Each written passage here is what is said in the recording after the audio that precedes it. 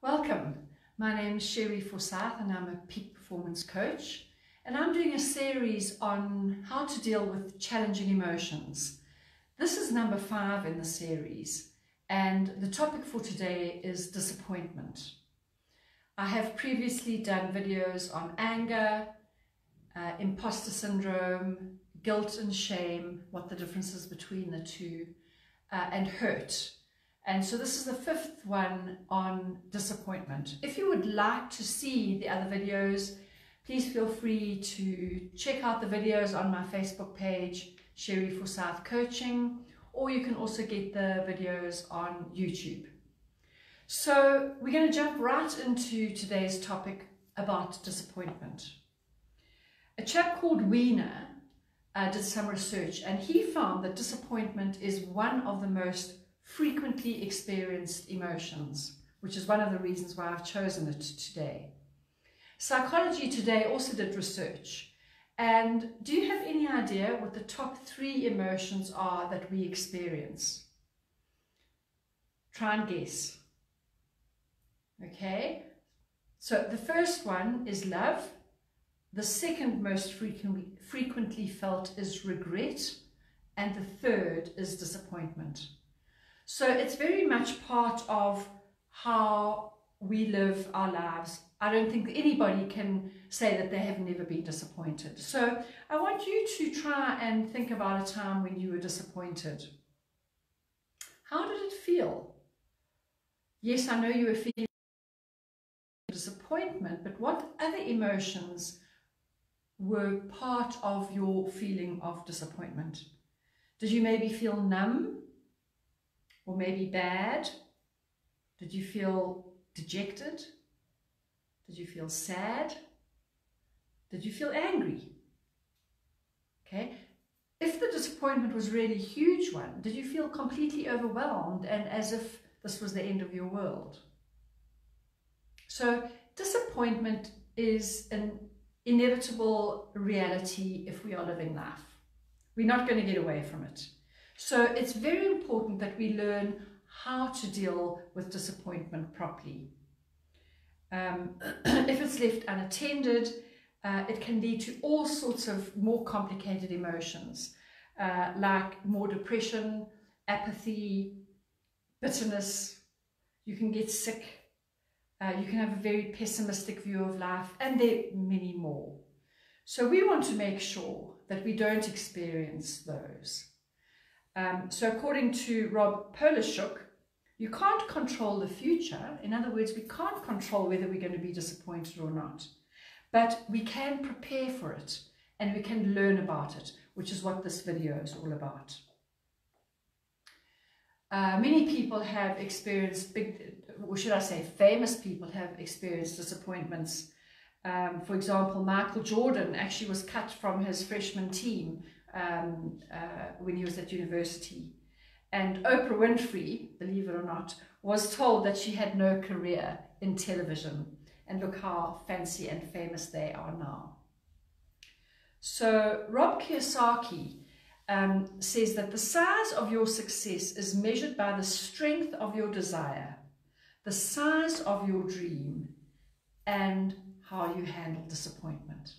So it's a very important thing to learn to deal with. So let's have a look at what it is actually. Okay, so there are a few definitions that I'm going to share with you. The first and most simple one is that disappointment, simply put, is disappointment will happen when what we expect to happen doesn't.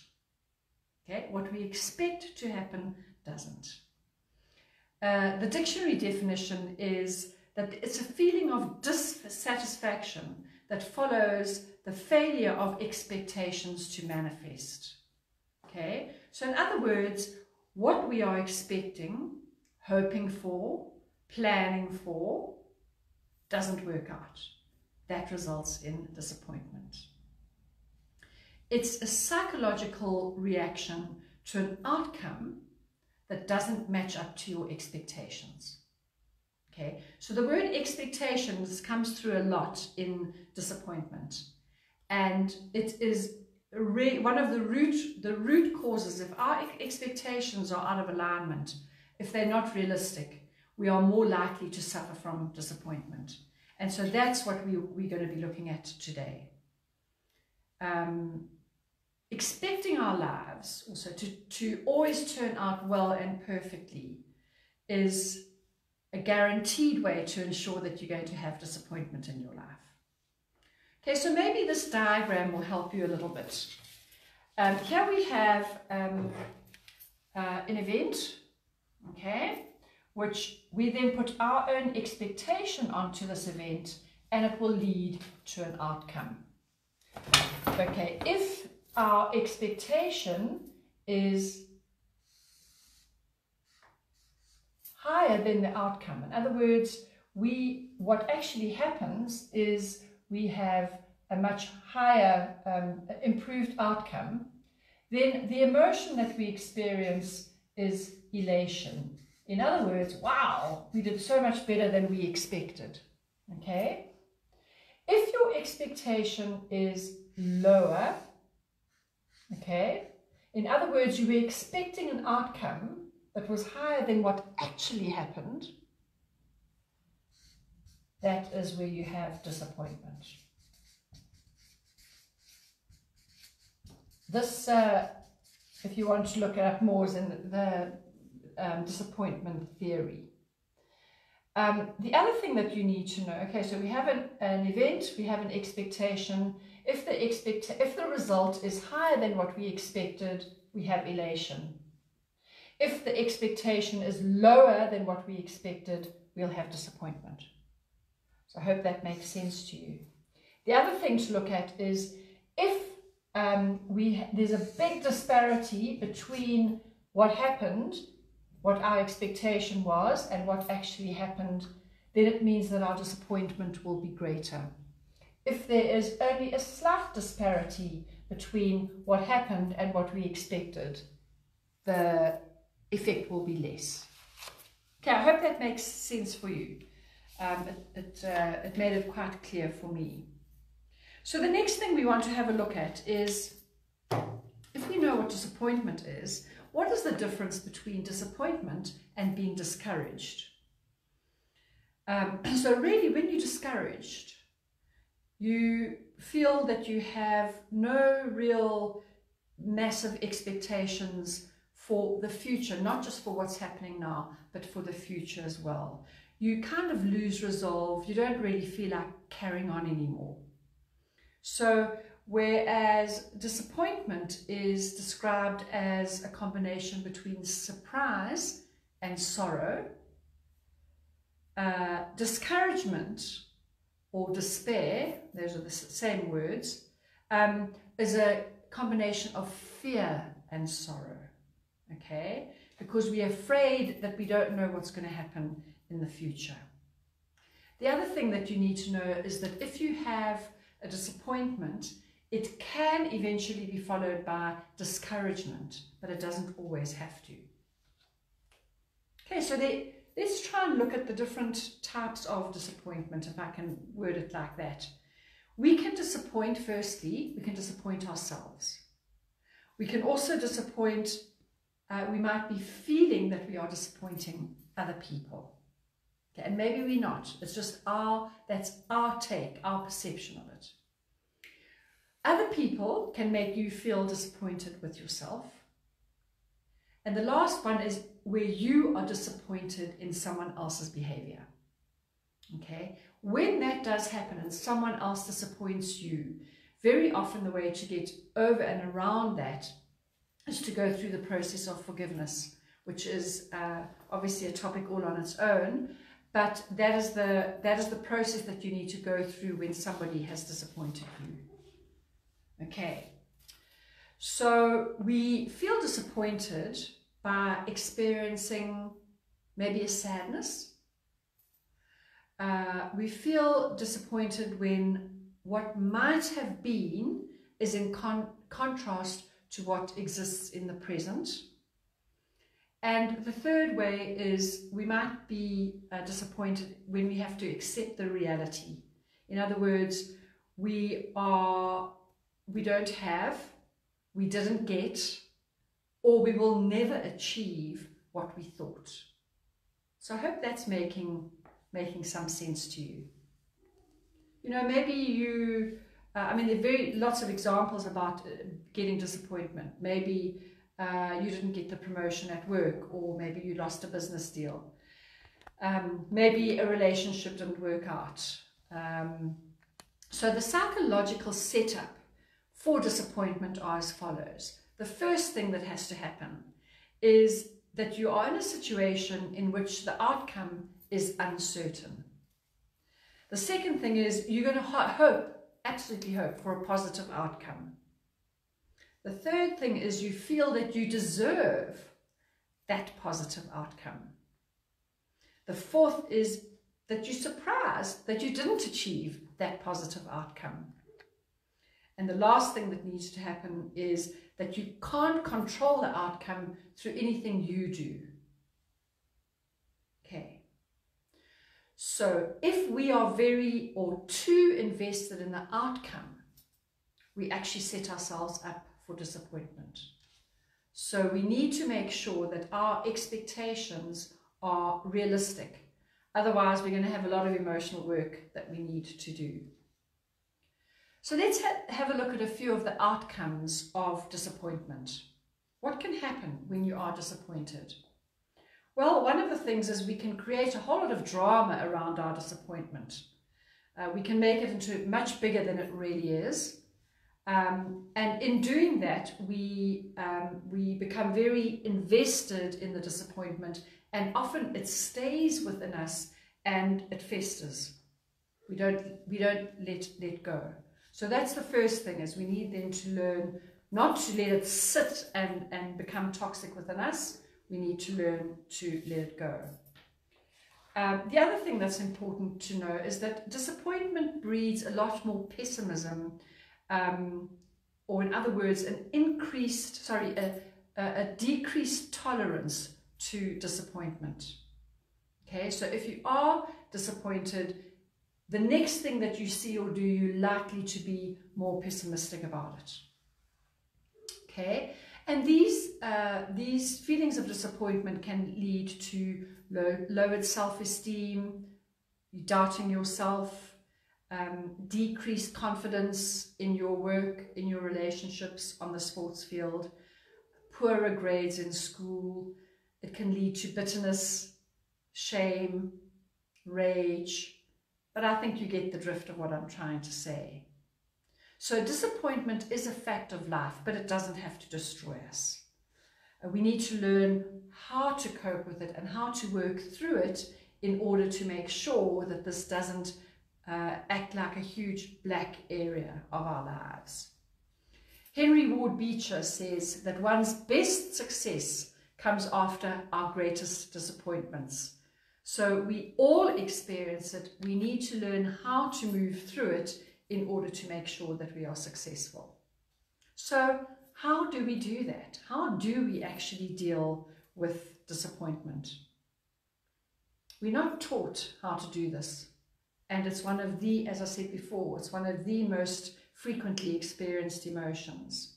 So these are things that we do, and they are negative ways of dealing with disappointment. So I'm not advocating that this is what you need to do.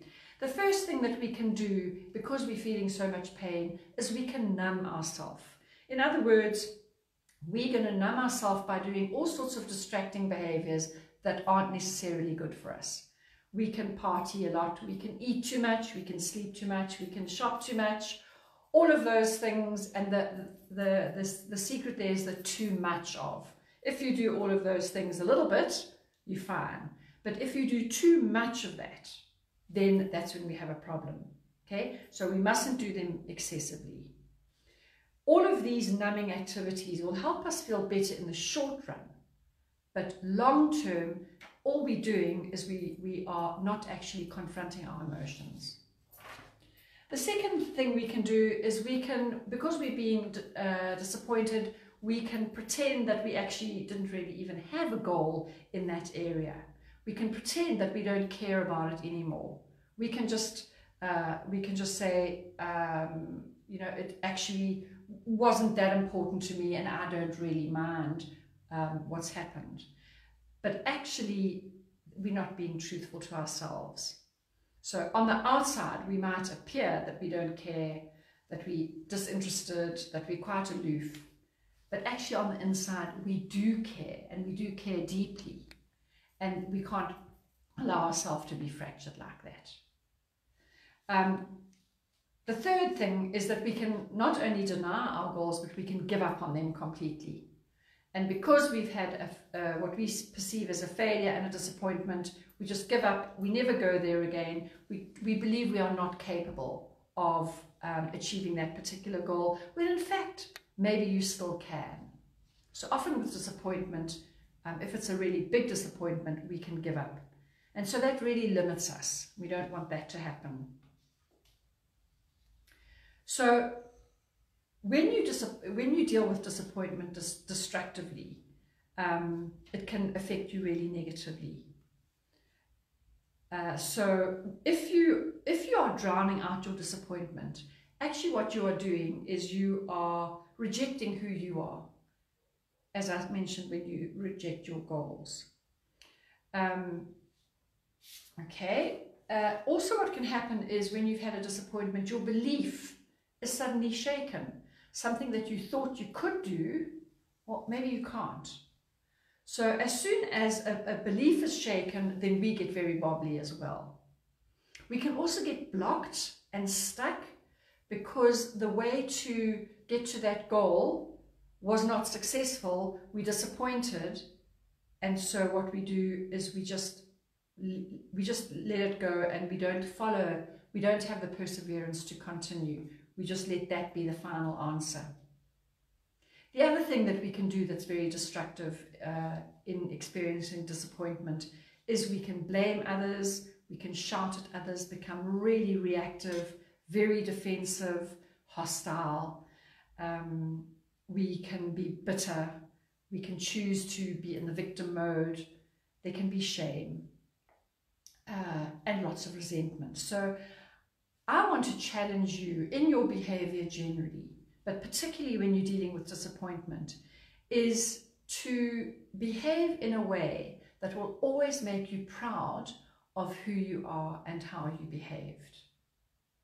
Okay, despite the fact that the circumstances are difficult, despite the fact that you've been disappointed, make yourself proud. So are there any other ways that you can think of where disappointment is dealt with badly and the resulting behavior is negative and hurtful to you and or other people? If you can think of something, I'd love you to pop it into the comment box below. That will always help me. Anyway, so the good news is that it doesn't have to be this way. Firstly, you're not alone in your disappointment. It's not exclusive to you. And we can teach ourselves how to deal with it in a very conscious manner. Okay, so I will get to that. But before we work on how to exactly deal with disappointment, why can it be good for you? Is disappointment ever good? So the first thing is that if you are disappointed in something, it shows that you cared about that particular thing. So in other words, it indicated a passion. The bigger the passion, the more the disappointment if you don't have the desired outcome. So to feel passionate is far more important than to feel nothing. So when you get disappointment, at least we know you are feeling. Okay, Martin Luther King Jr. says there can be no deep disappointment where there is no deep love. Okay, so the love, we need to be caring about and passionate about things, and that makes us engage wholeheartedly in our life, which is what we're wanting. The second thing about disappointment is it can be an opportunity for growth, because suddenly you haven't achieved what you wanted to achieve. How can you do things differently? Maybe I was using the wrong technique, or maybe I didn't try hard enough, or maybe I didn't put enough work in. Okay? The other thing we need to realize is that often the disappointment will come when there's a mismatch between reality and your expectation. And part of the way you can grow is to realize that your expectation was incorrect. The reality showed that in fact you weren't doing the right thing. You were not putting enough effort in. And it's important to realize that that's getting to the truth of the issue. Your expectation or the perception of what you could achieve was maybe incorrect. Okay, and the third positive thing about disappointment is that it can make you stronger. We learn to process our emotions and work through things. We become more resilient to life's hardships, and that's what we're wanting, is to make sure that we are able to accept the good and the bad and move through them all. Okay, so now I'm going to discuss a few ways of dealing with disappointment. Some of them will sit really nicely with you, so take them away and use them. Others might not, so then just discard them. But before going into the few little processes I have for you, the first thing is to acknowledge that disappointment is a difficult emotion, challenging emotion, and it really hurts.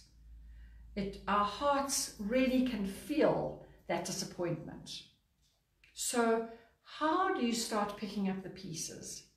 How do you learn to handle the situation better next time? Okay? How do you learn to turn the event into a lesson, not a loss? In other words, how do you become the victor, not the victim?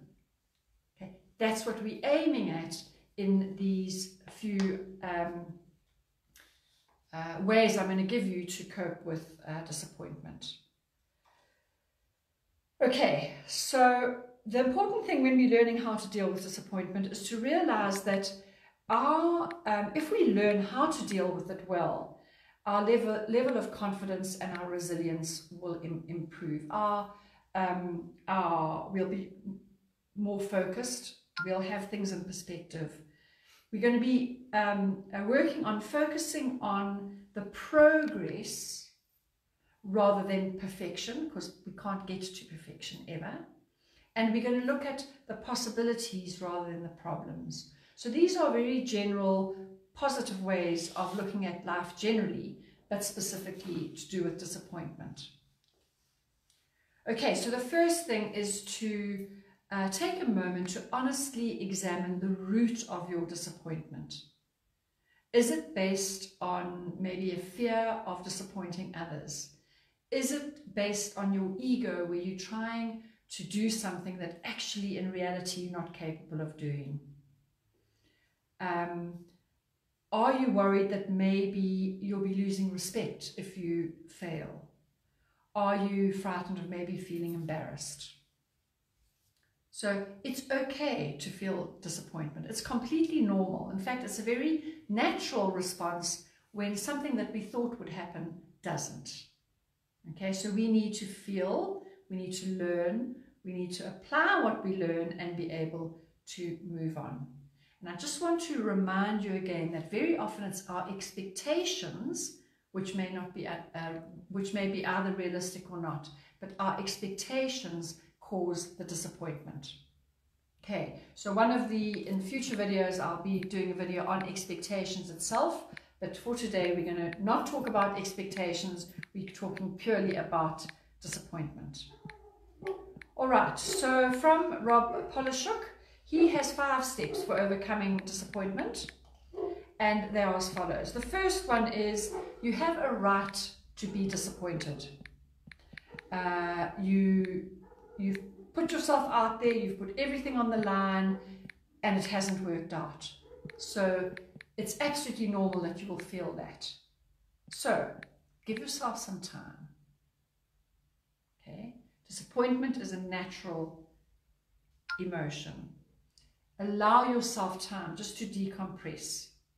Feel those feelings. Don't try and push them away. Just be real about the emotion that you are feeling. The second point is to know that you are one step closer. In other words, you might have failed at this first hurdle, but it means long term you actually are getting closer to your goal. And that is particularly relevant when we're looking at sports people. The famous Babe Ruth used to say every time he struck out, he would say, well, I'm one step closer to hitting my next home run. So that's the way we need to see it.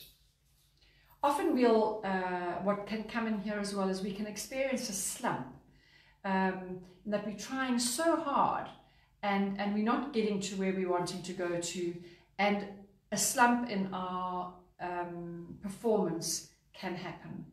It looks like we're going nowhere. In fact, sometimes it even looks like we're going backwards.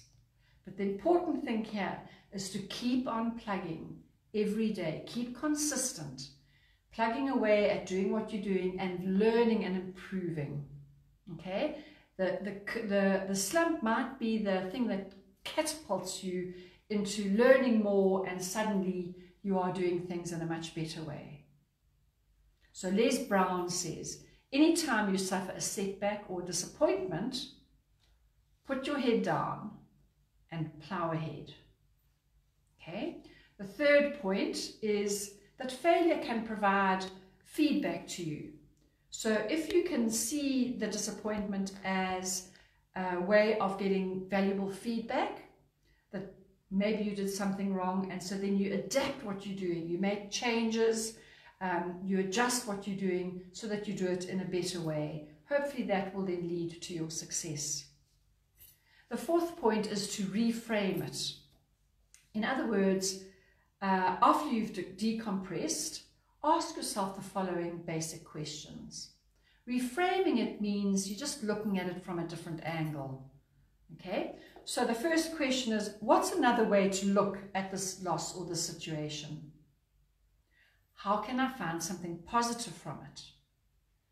And the last question you can ask is, what is the lesson here? What am I needing to learn in order to move forward and advance?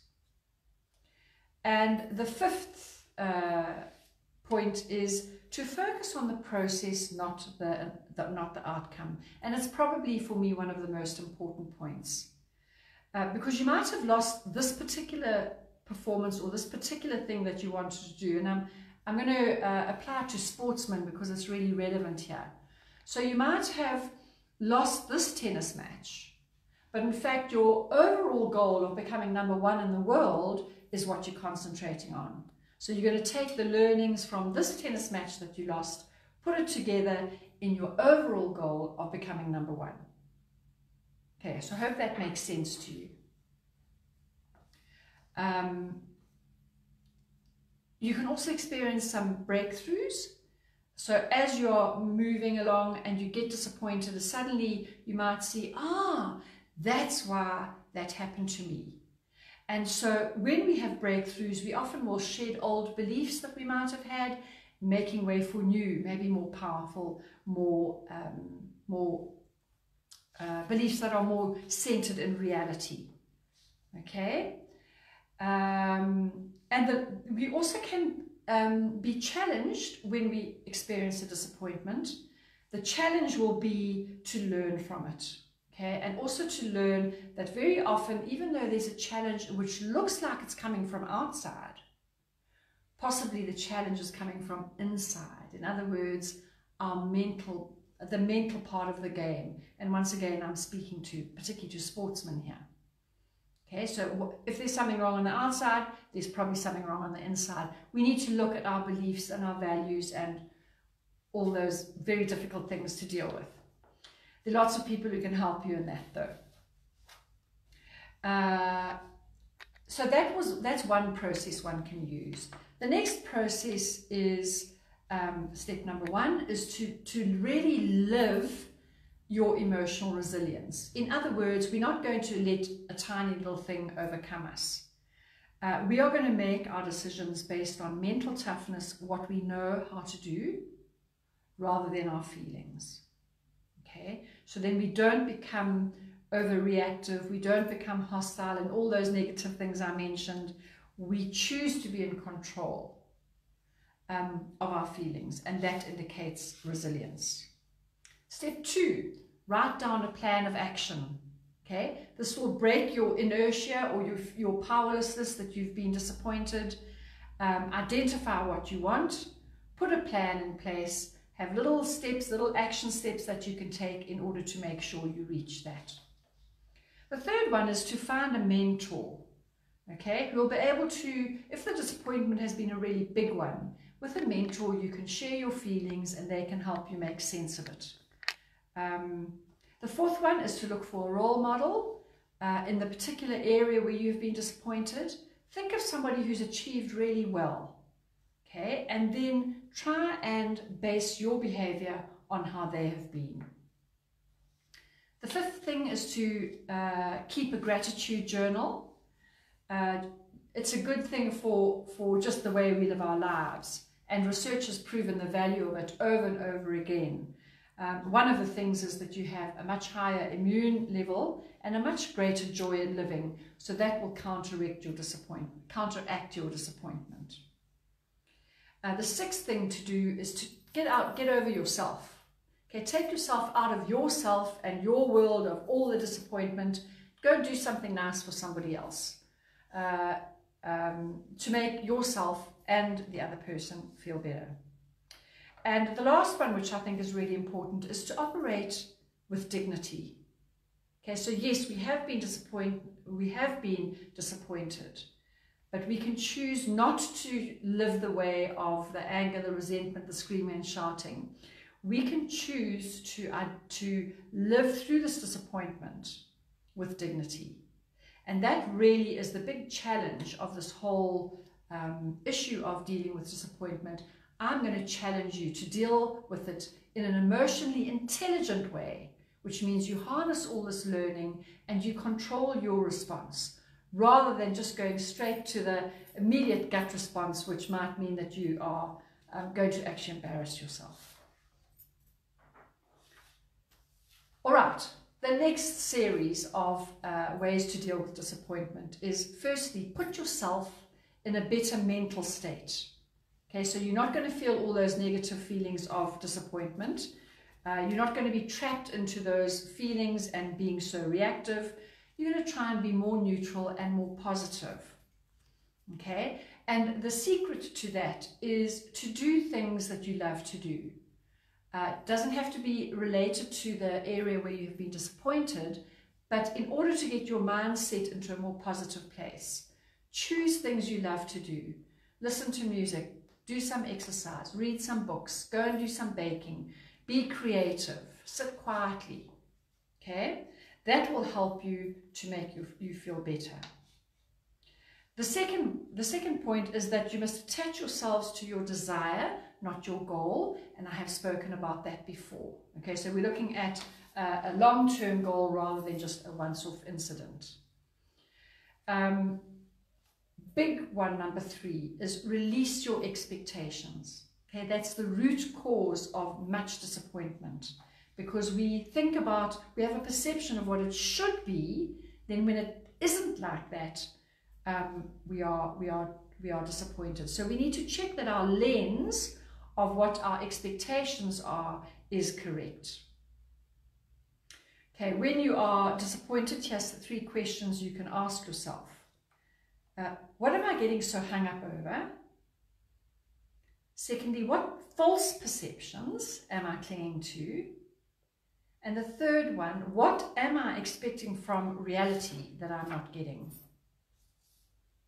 Okay, the fourth step is to understand that the outcome is not a setback. It's just a signpost to show that we may be doing something incorrect. Once we can see what we've been doing incorrectly, then obviously we need to learn, make the changes, and improve our behavior the next time. The fifth one is to focus on doing the best you can. Okay, we're not going to be perfect. We're not going to be anywhere near perfect. And if we have that as our goal, we're always going to be disappointed. But focus on doing the very best that you can, given the situation you are in. Okay, it is natural for things to go wrong. It's in the natural order of things. So don't set yourself up for failure by expecting perfection when you know that you'll never get it.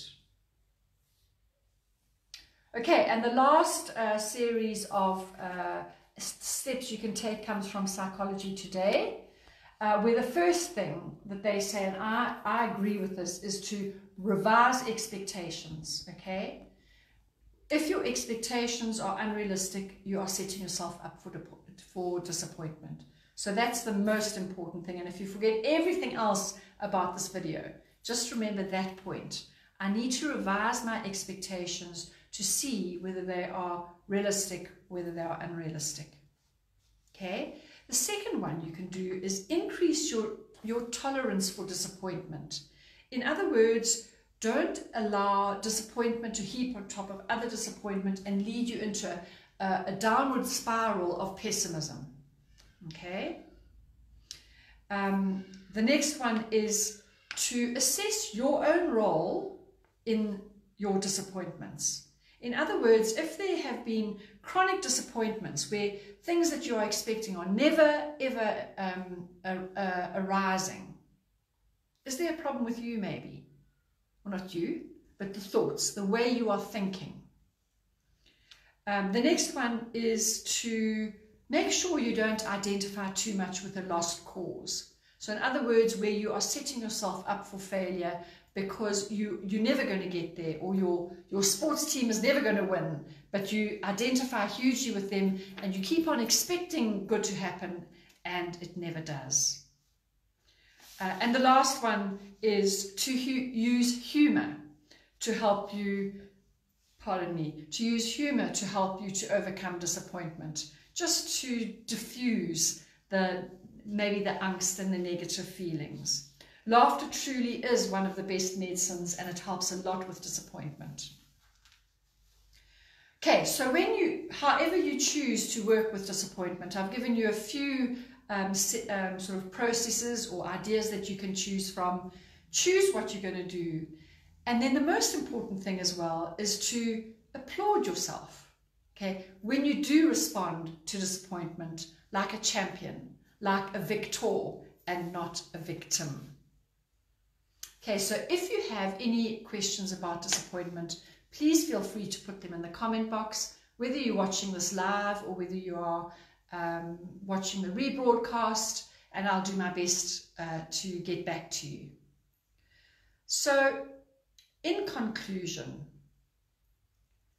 I want to read this quote by Henry David Thoreau. If we will be quiet and ready enough, we shall find compensation in every disappointment. So a true sign of greatness, whether we're talking about sport or just the way you're living your life, it's not who you are or what you accomplish when everything is fine, because we can all be great when things are going our way. The true test is, how are you when things are not going your way? So in other words, when you have been disappointment, can you raise your behavior once again so that you become proud of who you are, not embarrassed?